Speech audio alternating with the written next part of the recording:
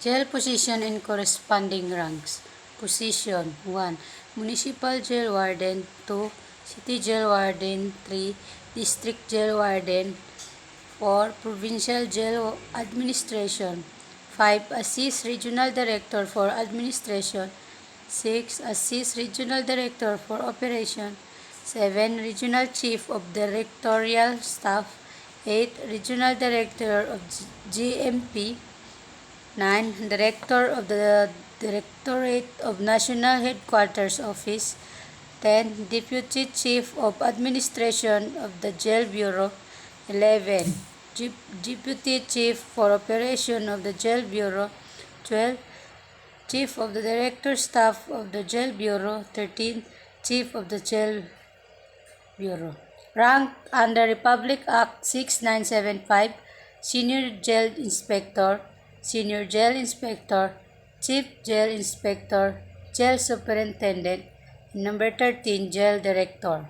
Ranked under Republic Act 9263, Senior Jail Inspector, Chief Jail Inspector, Jail Superintendent, Jail Superintendent, Jail Superintendent, Jail Superintendent, Chair Superintendent, at least Chair Superintendent, at least Jail Superintendent, Chief Jail Superintendent, Jail, Chief Jail Superintendent, Chief Jail Superintendent, and number 13, Jail Director. Jail offices and operating units function, duties, and responsibilities. Office of the Warden. The Warden is responsible for direction, coordination, and control of the personnel, the inmates, and the programs of the institution. Under the Office of the Warden are the following. 1. Intelligence and Investigation Team. Collates and submits intelligence information to the warden on the matters pertaining to jail coordination. 2. Jail Inspectorate Section. Inspect the jail facilities, the personnel and prisoners, detainees, and submits reports of deficiencies noted. 3. Public Relations Office. Tasked with the maintenance of good public relations to obtain the necessary and adequate support of the public. Office of the Assistant Warden. He undertakes the development of a systematic process of the treatment for these individual inmates and determines the degree of custody for such individuals in his capacity as chairman of the classification board. He is also automatically served as a chair of the disciplinary board. 1. Classification Board. It tasked with the gathering and collecting of information and other data of every prisoner into a case study to determine the work assignment, type of supervision, and degree of custody and restriction under which an offender must be live in jail. Disciplinary Board. Hearing disciplinary cases involving violation of jail rules and regulation of the inmates. Administrative Group. Charge of all administrative function of the jail. 1. Personnel Management Branch. Task for the assignment of personnel, procedure of selection, preparation of personnel reports, and individual record files. 2. Record and Statistic Branch. Keep and maintain booking sheets and arrest reports. Keep an ordinary record of fingerprints and photographs. Prepare and present statistical data inmates. 3. Property and Supply Branch. Take charge of the safekeeping of equipments and supplies and materials needed for the operation of the jail. 4. Budget and Finance Branch. Take charge of all finance matters such as budgeting, financing, accounting, and auditing. 5. Mess Services Branch. Prepare the daily menu, prepares and cook the food, and serve it to take inmates. 6. General Services Branch. 6. General Services Branch. Maintain and repair of jail facilities and equipments. It also tasks with cleanliness, beautification of the jail compound. 7. 7. Metimus Computing Branch receive court decision and compute the date of the full competition of the service sentence of inmate. Note: Metimus is a warrant issued by a court bearing it is still seal and signature of the judge, directing the jail or prison authorities to receive the convicted offender for the sentence composed therein. Chapter 4: The Jail and the Bureau of Jail Management and Penology. Security Group provides a system of assault custody, security, and control of inmates and their movement, and also responsible for enforced prison or jail discipline. Number 1, Escort Supona Platoon.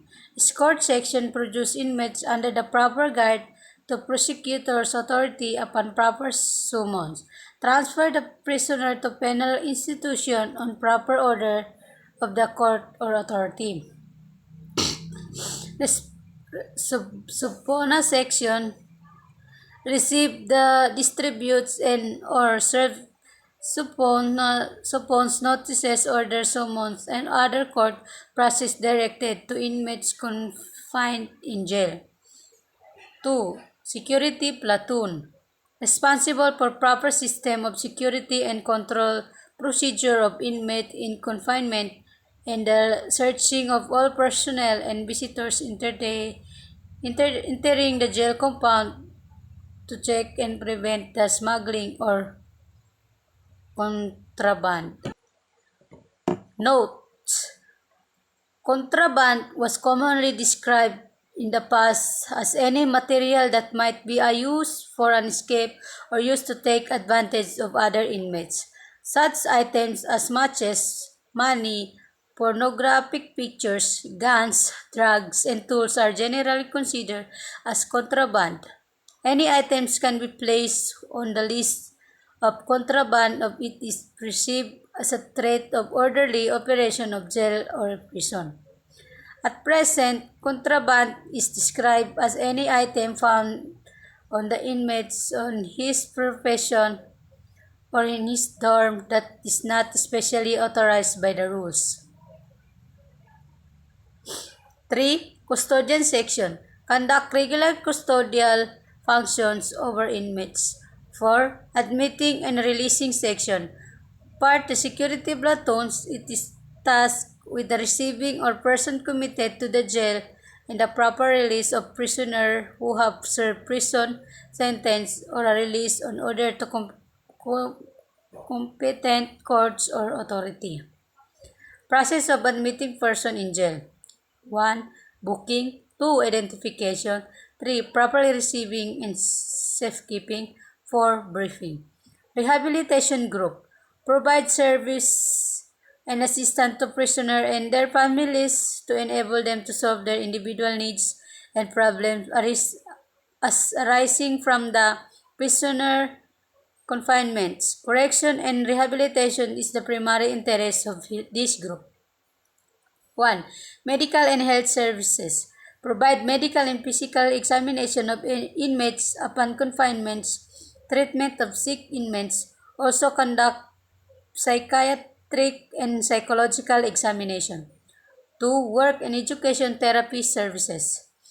In charge of the job and educational programs needed for rehabilitation in inmates by providing them job incentives so they can earn and provide support for their families while in jail. 3. Socio-cultural services. It takes care of the social care of the social network. Social care work. Study of the individual prisoner by making interviews, home visit, and referral to community resources, free legal services, and liaison works for inmates. 4. Chaplaincy services. It takes change of the religious and moral upliftment of the inmates through religious services. This branch caters to all religion sects. 5. Guidance counseling services, responsible for the individual and group counseling activities to help the lead and wholesome constructive life. Disciplinary board.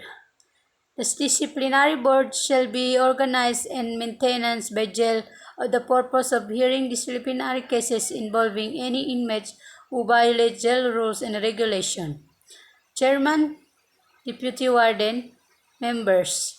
1. Chief Custodial Security Office. 2. Medical Office Public Health Officer. 3. Jail